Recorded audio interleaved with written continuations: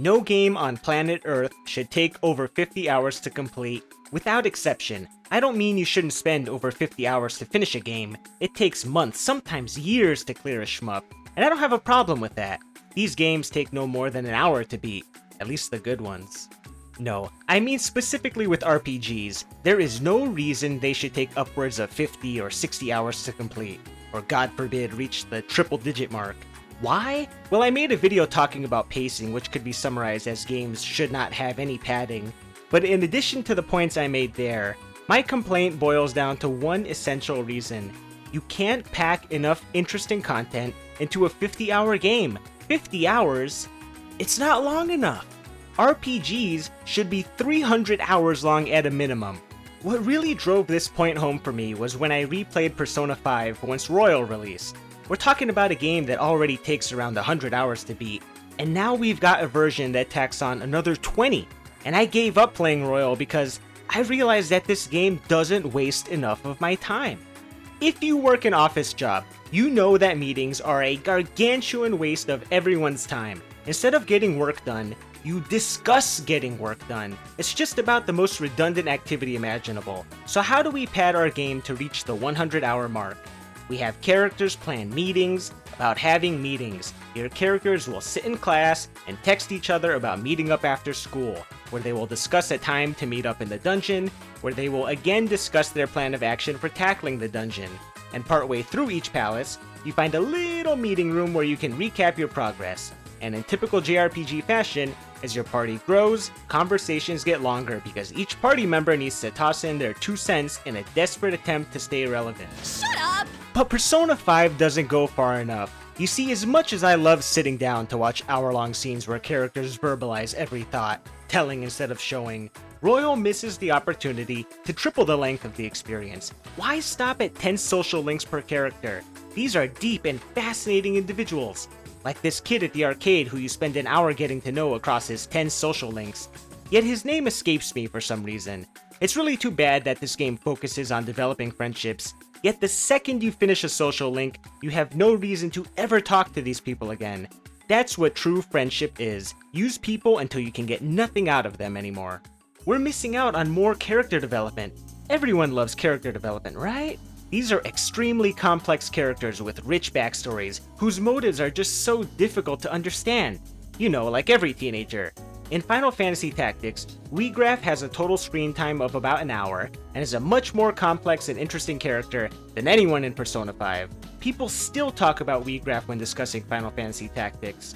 But much like our ability to land on the moon, that is technology lost to time. We simply do not have the physical capability of writing a satisfying character arc in under an hour. And right now, we're still figuring out how to land on the fucking moon again, so it's either that or competent video game writing. That's not even getting into how broken the calendar system is. Most people are gonna finish a dungeon in a day or two to maximize the amount of time they can spend on social links, which means you can finish a dungeon weeks before the deadline and spend the next 4 or 5 hours just waiting for the plot to catch up. I have never, ever seen any other series where you need to deliberately waste your time until the game catches up with you. I can play through an entire game between the end of a dungeon and the continuation of the storyline. It's brilliant! I wish I could watch my characters sleep in real time at the end of each day. I think that would really help with immersion. In fact, you know what? Persona 5 would be a much better experience if it were split into 2 separate games. A 20-hour-long dungeon crawler for the crazy people out there that actually enjoy video games, and a 500-hour-long visual novel life sim where I can ride the train to school, walk to class, wait for the t-shirt to arrive, take notes, get up to go to the bathroom, and all these other riveting activities that make life so enjoyable. And I could praise Persona all day, but let's segue over to Xenoblade.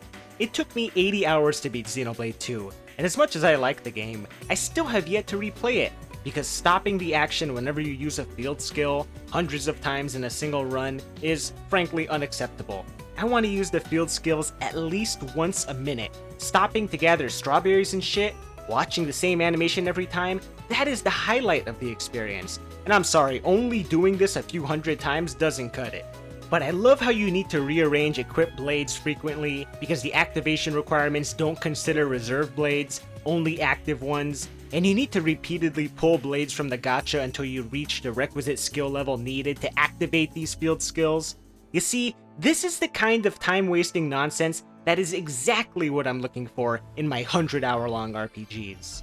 To say nothing of these absurdly large environments that drag the pacing, I appreciate the size and scale of these areas, but they're structured like theme parks. The best parts are consolidated in specific locations, like towns and dungeons, rather than making the entire area interesting. It's like if I took Peach's castle in Mario 64, but made it 10 times larger and packed it full of Goombas. So, if you don't care about side quests or grinding, you can just skip past all these monsters and realize that there's not much to these stages. No difficult platforming and no puzzle solving, just large stretches of walking, which is exactly what I want. These areas should be triple the length, take out all the monsters, and just give me big open stretches of nothing, like a Western open world game. Now that's how you turn Xenoblade into a blockbuster series. Quadruple the length with more walking around, my favorite activity in any game. And I can give 100 examples of RPGs that waste your time to push past the 50-hour mark, but let's segue over to the 10-hour RPG. The 10-hour RPG is a beautiful thing, but there's one huge problem with them. If I need to get 1 hour of playtime per dollar spent on a game, and the game is over in 10 hours, that is a ripoff. I would much rather have 10 quality hours of entertainment padded with an additional 75 hours of filler, because fuck replay value. Nobody replays games anymore. Just make sure that the first and only run is as long as humanly possible. That way I get my money's worth. Parasite Eve, classic example of a 10-hour RPG. Look at this opening. In less than 1 hour, you're attending an opera, everyone dies, you fend off mutated rats backstage, do some light exploration, fight a boss, jump into the sewers, fight a second boss, level up, head back to the police station, tune your gear, drive out to the museum to meet a sketchy scientist, then head out to Central Park to crash a concert where everyone turns into slime. Already you're 15% done with the game. Think about that. In 1 hour, you're shown how much of a badass Aya is, you're introduced to the main villain, and you engage with the RPG elements like leveling up and inventory management, all without a single tutorial. It's perfect. There's not a wasted second. It doesn't get good 10 hours in, it gets good right away, and 10 hours later, you're done. Would Parasite Eve be a better game if we had a 2-hour introductory scene where we're slowly introduced to this world, and we see Aya getting ready at home for her date that evening? Absolutely. Parasite Eve is not a TV show or movie masquerading as a game, it's a game. And games are not about interactivity, they're about watching cutscenes. Each year, games become more like film, to the point where we now have a yearly award show where publications, run by people that don't even like games, vote to hand out awards nobody cares about. Best esports athlete? Fuck you! And this award show is just a front for this prick to shove millions of dollars worth of ad space down your throat. What was I talking about again? Oh yeah, Symphony of the Night. Remember when tutorials were found in manuals or as a dedicated option on the main menu? You wouldn't even know that you can cast magic at the start of the game unless you read the manual. The game doesn't pause the action and go, hey pal, it's dangerous in here, but we're gonna help you out. Try to remember some of the basics of CQC. No, you either figured it out on your own, or you didn't use it at all. Same with the inverted castle. There's no journal updating you on your progress, telling you which items you're missing. You need to explore and pay attention. The game respects your intelligence enough to figure things out. Maybe, and believe me, this is a hypothetical, but maybe you replayed the game and learned something new the second time around. But because gaming is no longer a hobby for nerds, we need to cater to your average everyday idiot. Think of how stupid the average person is, and then realize half of them are stupider than that. So now tutorials are incorporated as part of the playthrough, which is just great. It really helps to pad the game out. Gotta hit that 100-hour mark by any means necessary. And the best part is that the short length of Symphony of the Night makes replaying the game enjoyable. There's not an enormous time commitment. I can beat it in a weekend and leave satisfied. Can you play 50 hours of Persona 5 and leave satisfied?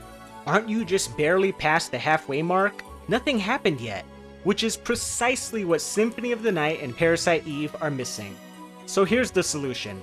When Square reaches through their backlog to remake another timeless masterpiece because their newer games suck ass, and they eventually settle on Parasite Eve, here's what they do. Make it a gacha. You don't find guns and chests anymore. No. You need to pull for them.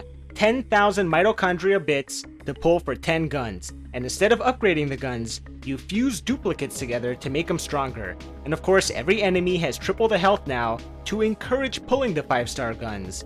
And now each day is gated by a level requirement, so now you need to grind through Central Park 20 times before finally moving on to day 3. Now the game is 200 hours long. What an incredible fit for the modern market. I can't wait. Let's move along to another classic, Super Mario RPG. In just 1 hour, you fight 4 or 5 bosses. Can you imagine how long it takes to reach the 4th boss in an Atlas RPG? And guess what? There's basically no story in Mario RPG, and even with its 0 story, it's just about as good as your average JRPG. The difference is you don't need to spend 10 hours learning about Bowser's backstory, and you don't spend 5 hours getting to know about this fat little marshmallow before you can convince him to join you. But where's the replay value, I hear you asking? Mario RPG is 10 hours long, and once it's over, there's no hard mode, there's no alternate story routes. Where's my incentive to replay the game, aside from just enjoying the experience and wanting to replay it again? Which, who does that? There's a common metric people use to judge the value of a game. $1 per 1 hour of game length. Super Mario RPG costs $60, so it should be at least 60 hours long, right? Let's apply that same metric to other aspects of life. $4 for a cup of coffee from Starbucks, so it better last me 4 hours. $2 for a light bulb, so it better last 2 hours. Actually, this is a GE light bulb, so it probably will only last 2 hours. $12 for a movie ticket, so I want to sit in a theater for half a day and watch a 12-hour film. I guess that's your typical Scorsese movie, right? Maybe a bad comparison. Moving on. Here's Muramasa. You know how this game starts out? No cutscene, just an optional tutorial, and you're off. Who am I? Where am I? None of that matters. You'll figure it out as you go. No need to waste your time with exposition. In less than 10 hours, you've beaten the game. It doesn't overstay its welcome, which gives you an incentive to play the game again with the other character. Same with Ys Origin. In about 7 hours, you've ascended this giant tower, fought a ton of bosses, and are ready to take the trek again with someone new. You can't see everything in a single playthrough. Some modern RPGs give you different routes like Baldur's Gate 3, and all I can say is thank God this game is 100 hours long. The combat is fantastically slow. You have to watch each enemy take their turn, you have to endure these unskippable animations, and I grit my teeth and bared it for about 40 hours before I couldn't take it anymore. There needs to be an option to slow the pacing even more. I'm sorry, but the replay value just isn't there. The game's too short and not tedious enough for a single playthrough, let alone multiple. I know that new Metaphor game was a hit, and if you've beaten that game, can you tell me with a straight face that you didn't immediately jump back in for a second run? Be honest. Tell me Metaphor was too long. You know damn well you played through this beast twice without skipping any cutscenes. In fact, Metaphor is my game of the year, and I didn't even play it. I'm a huge fan, watched all the cutscenes on YouTube twice. Nobody likes this game more than me. I mean, why own a game if you're never gonna replay it? I'm still replaying Muramasa each year. I'm still replaying Symphony of the Night, and I'm definitely gonna find the time to replay all these 50 and 100 hour long games. The truth is that you need at least 500 hours to develop characters and have progression systems feel satisfying. You definitely cannot make a short but sweet experience. That is impossible. I'm not going to hit you with cliches like more is more or quantity over quality, because you already know. But somewhere along the line, people started whoring out their free time like it's going out of style, accepting any bloated RPG that comes their way, and folks, that is the way it should be. I have yet to play any RPG under 50 hours that feels tightly paced. In the time it takes to beat Persona 5 once, I could have played through Parasite Eve, Super Mario RPG, Symphony of the Night, Muramasa, Ys Origin, Chrono Trigger, and still have time to spare. At that point, in a Persona 5 run, I might be at the part where the fucking cat has an existential crisis. Now that is time well spent, but that's nothing compared to MMOs. You see people bragging about their playtime in MMOs. 5,000 hours. Are you aware that it takes 10,000 hours to achieve mastery in any one thing in life? You're halfway to becoming a master at anything, literally anything. You could discover the cure for cancer. You could be the next Bach or Vivaldi. You could make the greatest game in existence. You could be remembered for the rest of eternity. 5,000 hours in Final Fantasy XIV. That's just your average player. Maybe they mastered role-playing as a cat girl. Is there something I'm missing here? Maybe there is. Maybe this warrants a deeper investigation. I last played Final Fantasy XIV during the Heavensward launch, and I absolutely hated it. Didn't waste enough of my time. It didn't have enough padding. But times change, and my memory of the game is a bit hazy, and nowadays, this is the one game keeping Square Enix afloat. So, it's time to Sherlock Holmes this bitch. I made a new account and went deep undercover, role-playing as a fresh new player to better understand what exactly makes Final Fantasy XIV so special. And if you thought 100-hour-long games didn't have enough padding, you ain't seen nothing yet.